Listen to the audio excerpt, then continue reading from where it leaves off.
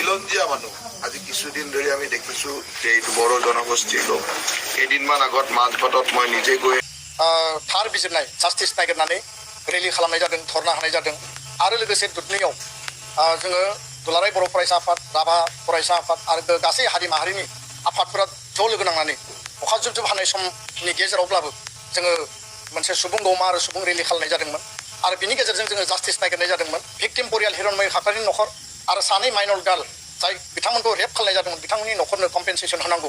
हिरण्मय खाख्लारिनो 20 लाख थाखा आरो बे victim परियाल rape खालामजानाय न'खरनो 5 लाख रां होनांगौ होननानै जोङो दाबि दैखांनाय जादों। स्ट्रंसिन पानिशमेन्ट मोनो, माने डेथ पेनाल्टि मोनो जि दाबि दङ, बे दाबिखौ सरकारा कारजकरि खालामनानै एक्सन लानानै मावलांनो होननानै बिथाङा जोंनो प्रतिश्रुति होदों, बिथाङा आश्वस्त खालामदों। आरो जोंहा बिथांनि बेबायदि खेबनै खेबथाम बारे बारे जोंजों कनभारसेसन बा सावरायनायनि उनाव जोङो सरकारनिसिम फोथायनाय लाखिदों। बिथांमोननि इनिसियेटिभखौ जोङो बिसास खालामदों, वेलकाम खालामदों। सोमावसारनायनि उनावसो सरकारा दिनै सिरि मोनदों। सोमावसारगौमानि बिथांमोना दुधनै इन्सिडेन्टखौ गुरुत्वखौनो लायाखैमोन। কিন্তু যেহেতু আটক কৰালৈকে আমাৰ কাম বাকীখিনি আইনী ব্যৱস্থা ফাষ্ট ট্ৰেক কৰা ইত্যাদিৰ কাৰণে আমি যি কৰিব লাগে সেইখিনি আমি কৰিম। আৰু চৰকাৰে এটাতেই মানে অত্যন্ত কঠোৰ হ'ব লাগিব যে আমি সকলোকে এটাই ক'ম যে আমি সামাজিকভাৱে সচেতন হ'ব লাগিব যে এই ধৰণৰ আক্ৰমণ আমাৰ খিলঞ্জীয়া ভনীসকলৰ লগত কিয় বাৰে বাৰে হৈছে।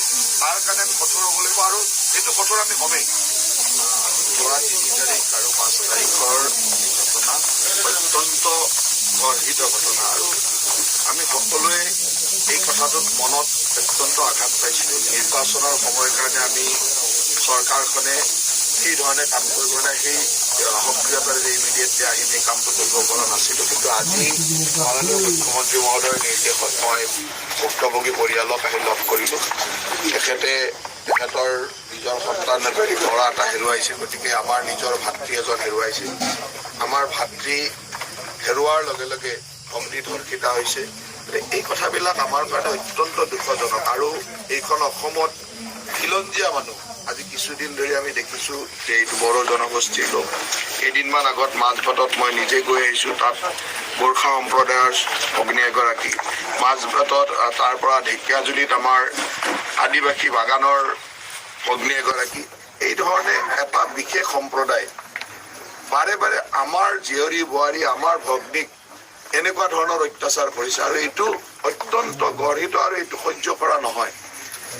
নিশ্চয়কৈ যোৱা নিৰ্বাচনৰ সময়ৰ পৰা আমাৰ বিভিন্ন বাধ্যবাধকতাৰ কাৰণে চৰকাৰখনে কিছু কাম কৰিব পৰা নাছিল। নিৰ্বাচনৰ সময়ত আমাৰ কোড অফ কণ্ডাক্ট চলি আছিল আৰু নিৰ্বাচনৰ আগলৈকে কেতিয়াও অসমত এই ধৰণৰ আমাৰ ভগ্নীক, আমাৰ খিলঞ্জীয়া মানুহৰ ওপৰত এই মিয়াসকলে এনেধৰণে আক্ৰমণ কৰাৰ কোনো সাহস কৰা নাছিল। কিন্তু নিৰ্বাচনৰ পিছৰ পৰা আমি দেখিলোঁ যে এই ধৰণৰ এটাৰ পিছত এটা ঘটনা ঘটা আৰম্ভ হৈছে। আৰু আজি মই ইয়ালৈ আহি ৰাইজৰ পৰা যিটো বুজিলোঁ যে ইয়াত এই অঞ্চলত এনেকুৱা ধৰণৰ যথেষ্ট সাহস কৰা সেই জনগোষ্ঠীটোৰ সাহস আমি দেখিছোঁ। কিন্তু আমাৰ খিলঞ্জীয়া বড়ো ভাইসকলৰ ওপৰত এনেকুৱা অত্যাচাৰ বা এনেকুৱা ধৰণৰ সাহস তেওঁলোকে ইমিডিয়েটলি বন্ধ কৰক, নহ'লে আমি যিমান কঠোৰ হ'ব লাগে কঠোৰ হ'ম। পৰিয়ালটোৰ মই ক্ষতিপূৰণ বুলি নকওঁ, অৰ্থনৈতিক সাহায্যৰ কাৰণে চৰকাৰে দুয়োটা পৰিয়ালকে